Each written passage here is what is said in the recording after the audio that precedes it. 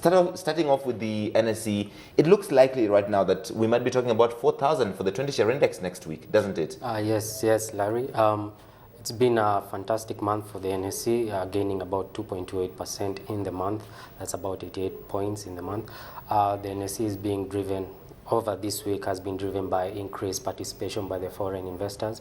Last week they are out of the market because of the MPC meeting, the MPC decision uncertainty.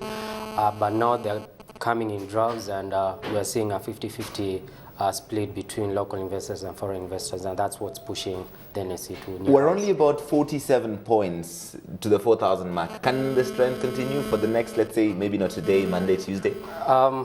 Yeah, I think it can continue. I believe if you look at the indicators, if you look at the on-balance volume indicator, the trend, it seems like the trend can continue in the next coming weeks to touch on the 4,000 mark. All right, I want to move on to something else. Vodafone cutting M-Pesa's fees that Safaricom has to pay, hopefully by 2014. This is a significant one because Safaricom's revenues, a big part of it comes from M-Pesa, or some part of it, and it has had to pay license fees to Vodafone. If this does come down, that improves what Safaricom looks like in terms of the bottom line. Yes. If you look at Safaricom, if you look at the split of its volumes, of its revenues, if you look at its voice industry, the voice segment of its revenues, it's been fairly mature. Safaricom do not expect it to grow as fast as the other segments. So M-Pesa and data are the bread and butter of Safaricom. This news comes as a very good boost for Safaricom going forward. So if those charges are cut down, if they manage to bring the equipment from Germany to Kenya, that would drastically push Safaricom's revenue and bottom line up.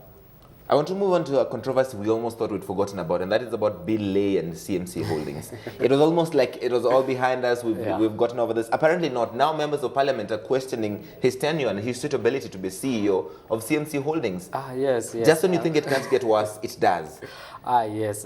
We've seen this soap opera going on for weeks now, for months now. Yes. But that company, it just affects the future outlook of that company, and the fact that they might lose the Land Rover franchise or even the Jaguar franchise to its competitors just puts our company in a terrible position going forward. What needs to happen? Do they just need to get rid of Bill Lay because it's a liability, or what happens? Because you try to avoid the amount of negative news about a listed company. What this regulator needs to do is just make sure that the minority shareholders are protected. That's the bottom line. Yes. Minority shareholders are protected. Other than that, what happens. But the minority shareholders and their wealth needs to be protected. Let's talk about the fixed income side of things. The 91-day T-bill yield fell to 7.515%. It was actually an undersubscribed auction. What do you make of this? With the recent inflation figures of 6%, as you know, inflation actually is a significant factor of interest rates. Yes. So this was fairly expected. We expected it to decline, and we expect to see a shift from the fixed income to equities. That's why I'm hoping that the NSE 20 will touch 4,000 in the coming weeks. And about the shilling, which is slightly weaker yesterday because of that heightened imported demand for the dollar. What are your thoughts on the shilling? Yeah, the shilling will continue to face a lot of pressure from the continued increase in demand from importers, as well as next week there's maturing government debt of about 10 billion. Yes. So the shilling is going to face a lot of pressure in the coming few days, but we still do expect the CBK to come in and mop up like they have been doing for the past few days. Yeah.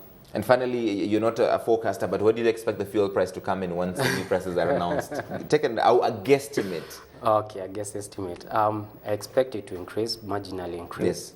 Yes. Because the Energy Regulator Commission have come out and said that they're inserting what do they call it, credit factor component in the pricing, so that protect the market players from the expensive credit, the current expensive credit.